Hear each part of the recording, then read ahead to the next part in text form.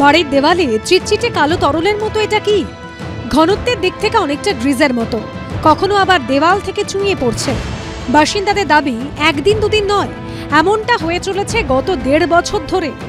জানি রীতিমতো শোরগোল পড়ে গেছে দক্ষিণ 24 পরগনার রাজপুর সোনারপুর পুরসভার 29 নম্বর ওয়ার্ডে। ফর্তাবাদে সরকার বাড়ি এই যে অংশটা, সেই অংশটা নিয়েই কিন্তু এই সম্ভাবনা, জল্পনা, উদ্বেগ সবটাই তৈরি হয়েছে। বাড়ির যারা বাসিন্দা তারা বলছেন 2 বছর ধরে তারা এটা নোটিস করেছেন, তার আগে হলে সেটা তাদের পর্যবেক্ষণের বাইরে ছিল। এই ধরনের কালো তরল ক্রমশ এই জায়গা থেকে নিঃসৃত হচ্ছে এবং এর উৎস সেটাও বোঝা এখনো পর্যন্ত সম্ভব হয়নি। বারবার পরিষ্কার করা সত্ত্বেও এই যে ফ্লোরের অংশটা সেটা কিন্তু ঠিক এরকম তৈলাক্ত হয়ে যাচ্ছে এবং রীতিমতো পিচ্ছিল রয়েছে। আমি তো জিনিসটা 2 বছর ধরে দেখছি, চেষ্টাও করছিলাম ক্লিন করে নিজেরাই প্রবলেমটা সলভ করার, কিন্তু কিছুতেই হচ্ছে না। ক্লিন করলে আবার অয়েল ফর্ম করে যাচ্ছে এবং আরো দিনকে দিন বাড়ছে, ক্রমশ জিনিসটা বাড়তে বাড়তে সেটা বাড়ির সামনের দিকে চলে আসছে। কোনোভাবে রান্না কেন, কোনো হোটেলের রান্নাও যদি এভরিডে হয় এইভাবে তেল ফর্ম করতে পারে না। এটা একটা অস্বাভাবিক ব্যাপার, সবাই দেখে খুব অবাক হচ্ছে। তো রং করার পর আমরা মিস্ত্রিকে দেখে বলে এখানে ভালো করে ক্লিন হয়নি, বলে না ম্যাডাম করেছি তো।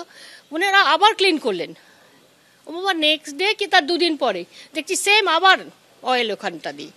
তখন আমরা একটুখানি ভাবলাম এটা কি হচ্ছে, বুঝতে পারছিলাম না কি হচ্ছে। আস্তে আস্তে দেখলাম এটা বেড়েই চলেছে। আগে ওপাশে ছিল, এখন বাড়ির সামনে চলে আসছে। এই অ্যাসবেস্টারের ছাদে, ভিতরে নেই কিন্তু ছাদে, এমনকি এই যে গাছটা আছে গাছের পাতাতেও তেল, সানসেটের মাথাতে তেল। এখানটা তো দেখতেই পাচ্ছেন আপনারা কি অবস্থা। বাড়ির দেওয়াল বেয়ে চুঁইয়ে পড়া কালো ঘন তরল আসলে কি? যাদবপুর বিশ্ববিদ্যালয়ের রসায়ন বিভাগের অধ্যাপক দেবজ্যোতি ঘোষালকে নিয়ে ঘটনাস্থলে গেল এবিপি আনন্দ। কালো তরলের রহস্যের সন্ধানে হাতে কলমে চলল পরীক্ষা।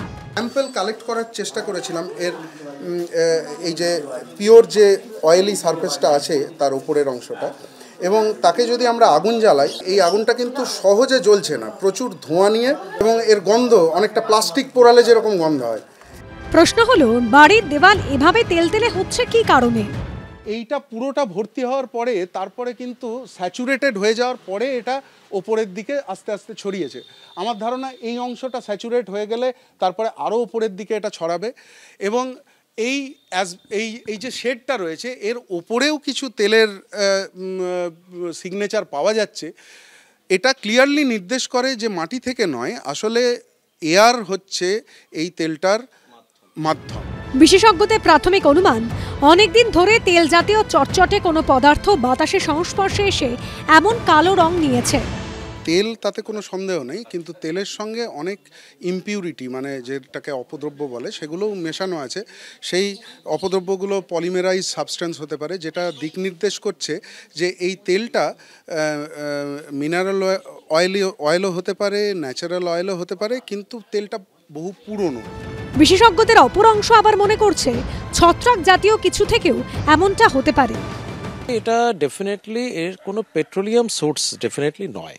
এমনও হতে পারে যে অয়েল নেই, মানে গোটাটাই কিন্তু সেটা কিন্তু হচ্ছে পরীক্ষা সাপেক্ষ। জলের সাথে কোনো একটা ফাঙ্গাল ইনফেকশন হয়ে রয়েছে, কোনো একটা বেসিক্যালি এলগাল গ্রোথ হয়ে রয়েছে, মানে এলগি জাতীয়, যেগুলো ফাঙ্গাস বা যেগুলো শেওলা বলতে আমরা বাংলায় যেটাকে বুঝি। ফলে সেই জাতীয় কোনো এলগাল গ্রোথ হয়ে রয়েছে, সেটাই জলের সাথে পড়ছে, যেটাকে আমরা কালো তরল বলে মনে হচ্ছে। সেটাও কিন্তু হতে পারে। কারণ যাই হোক, বাড়ির বাসিন্দাদের উদ্বেগ কমছে না। বাড়ির মানুষজন উদ্বিগ্ন। 50 বছরের বাড়ি, 2 বছর ধরে এই ঘটনা ঘটছে। কেন এই ঘটনা, সেটা বাড়ির কাঠামোতে কোনো স্থায়ী প্রভাব ফেলবে কিনা, এই সব প্রশ্নের উত্তর খুঁজছেন এই বাড়ির বাসিন্দারা, এমনকি প্রতিবেশীরাও। মঙ্গলবার রাজপুর সোনারপুর পুরসভার 29 নম্বর ওয়ার্ডের এই বাড়িতে যাওয়ার কথা রয়েছে যাদবপুর বিশ্ববিদ্যালয় বিশেষজ্ঞদের। রবিবার সেখানে গিয়ে কালো তরলে নমুনা সংগ্রহ করেন ওয়েনজিসির প্রতিনিধিরা। অরিত্রিক ভট্টাচার্য, ঐশী মুখোপাধ্যায়ের রিপোর্ট, এবিপি আনন্দ, কলকাতা।